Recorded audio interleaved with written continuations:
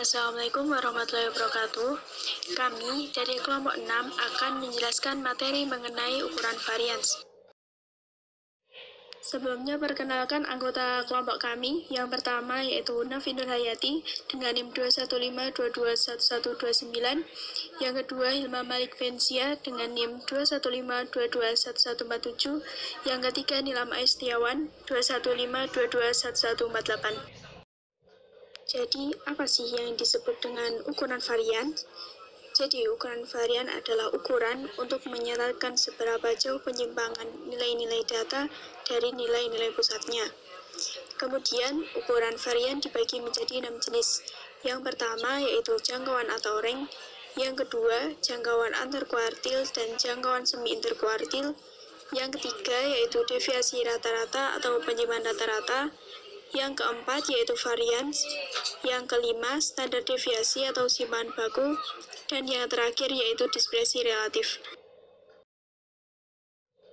Jenis ukuran varian yang pertama yaitu jangkauan atau rank.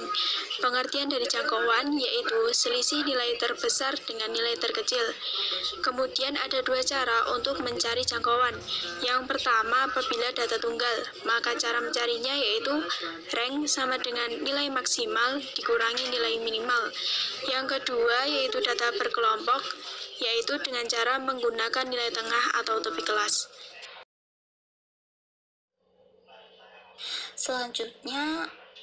Materi selanjutnya kita membahas tentang jangkauan antar kuartil dan interkuartil.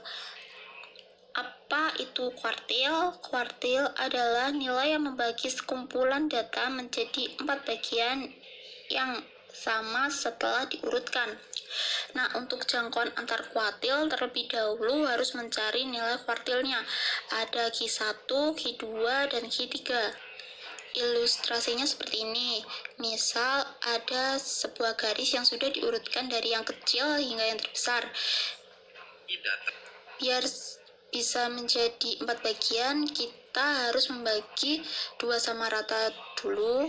Kita kasih garis tengah-tengah untuk pembaginya. Kan sudah menjadi 2 bagian. Nah, untuk yang kiri dan kanan, kita masing-masing membagi menjadi 2 bagian lagi. Jadi sudah pas menjadi 4 bagian. Nilai yang dibagi ini disebut dengan nilai kuartil. Nilai yang garis yang paling kiri itu nilai yang terkecil, atau kita simbolkan dengan Q1 atau kuartil bawah. Q2 yang sebagai pembaginya itu disebut dengan nilai tengah atau median. Sedangkan nilai yang paling kanan itu nilai terbesar. Kita simbolkan dengan Q3 atau kuartil atas. Selanjutnya cara menentukan kuartil. Yang pertama yaitu urutkan data dari yang terkecil hingga terbesar seperti yang tadi. Yang kedua, tentukan kuartil dengan Q2 atau medianya. Selanjutnya, tentukan kuartil bawah atau Q1 yang terletak di tengah antara nilai terendah dan Q2.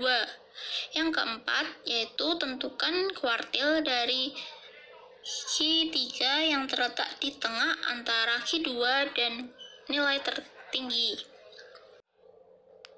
Selanjutnya, bahas tentang jangkauan interkuartil. Apa sih jangkauan interkuartil? Jangkauan interkuartil adalah selisih antara kuartil atas dengan kuartil bawah.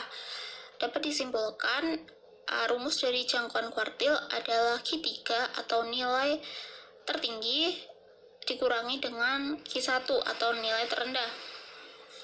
Lalu, apa bedanya dengan jangkauan biasa?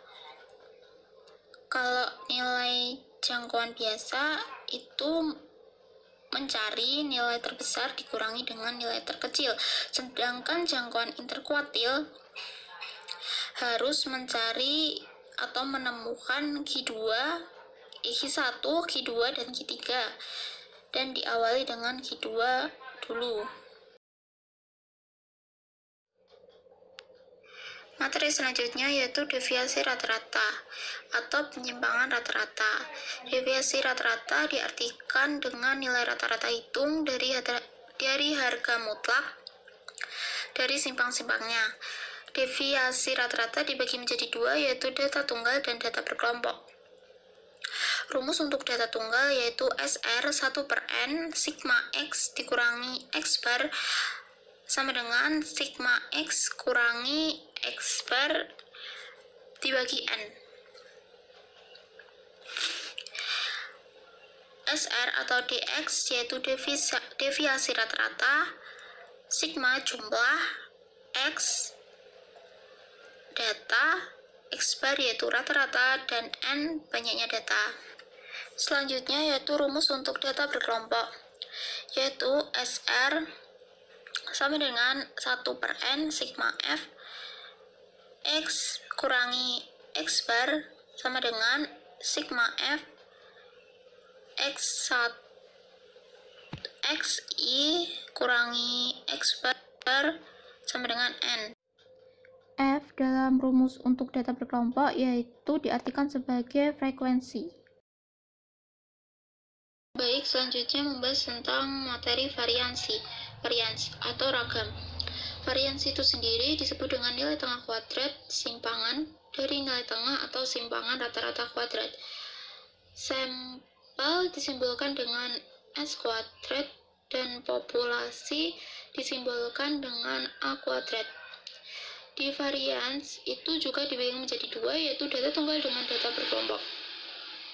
Rumus dari data tunggal yaitu S kuadrat sama dengan sigma yaitu jumlah tanda kurung X atau data dikurangi dengan X bar rata-rata dikuadratkan dibagi dengan banyaknya data. Lalu sedangkan rumus data berkelompok yaitu S kuadrat sama dengan sigma yaitu jumlah, F frekuensi tanda kurung X data dikurangi X bar yaitu rata-rata dikuadratkan dibagi banyaknya data. Selanjutnya itu membahas tentang standar deviasi atau simpangan baku. Standar deviasi diartikan sebagai akar dari tengah simpangan dari nilai tengah atau akar simpangan rata-rata kuadrat. Sampel disimbolkan dengan S, populasi disimbolkan dengan sigma.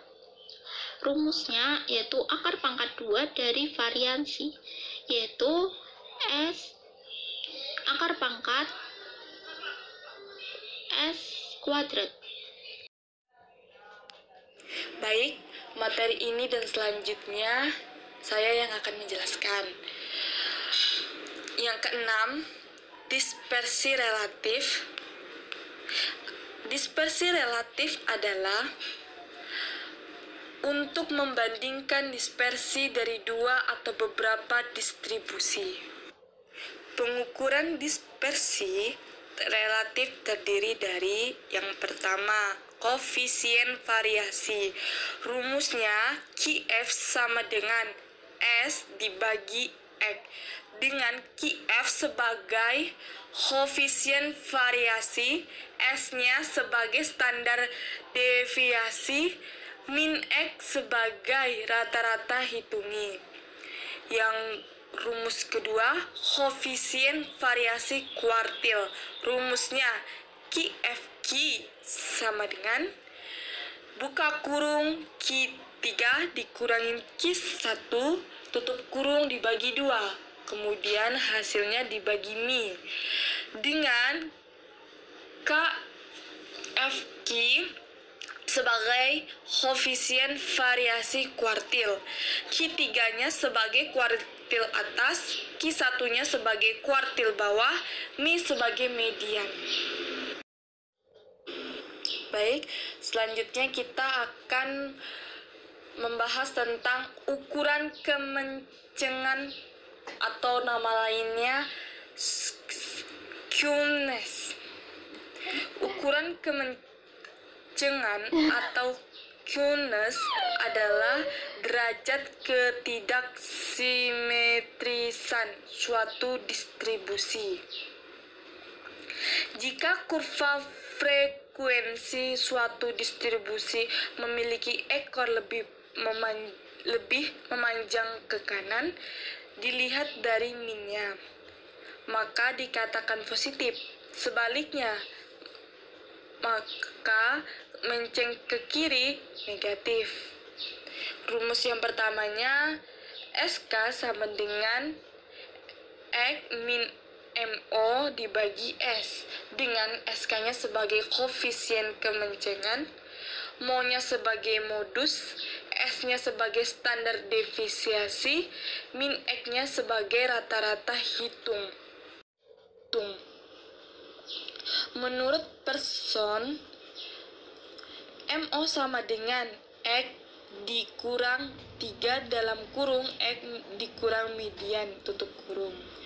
Kemudian rumus kedua, SK sama dengan 3 buka kurung X dikurangi med tutup kurung per S, dengan SK-nya sebagai koefisien kemencengan, med-nya sebagai median, S-nya standar defisiasi, min X-nya sebagai rata-rata hitung. Kemudian, kemencengan relatif adalah kemencengan populasi di sekitar rata-rata teoritis. Yang pertama, data tidak dikelompokkan. A3 sama dengan 1 dibagi NO di pangkat 3 N bawahnya I sama dengan 1 buka kurung XI dikurangi IE tutup kurung pangkat 3. Data yang dikelompokkan A3 sama dengan 1 dibagi NO3 K, bawahnya I sama dengan 1, VI buka kurung XI dikurangi U tutup kurung pangkat 3. Menurut Person, jika A1 lebih atau lebih dari kurang atau lebih 0,5 maka distribusinya sangat menceng. Koefisiennya, yang pertama SK sama dengan 0 berarti distribusi simetris, median sama dengan modus itu sama nilainya, maka dia tegak tengah. Kedua, SK-nya lebih dari 0 berarti distribusi kemencengannya ke kanan, median, modus. Mencengnya ke kiri. Kemencengannya berada di kanan. Kemudian yang ketiga, SK-nya kurang dari 0 berarti distribusinya menceng ke kiri. Kurang dari median, kurang dari modus, berarti dia berada di sebelah kiri.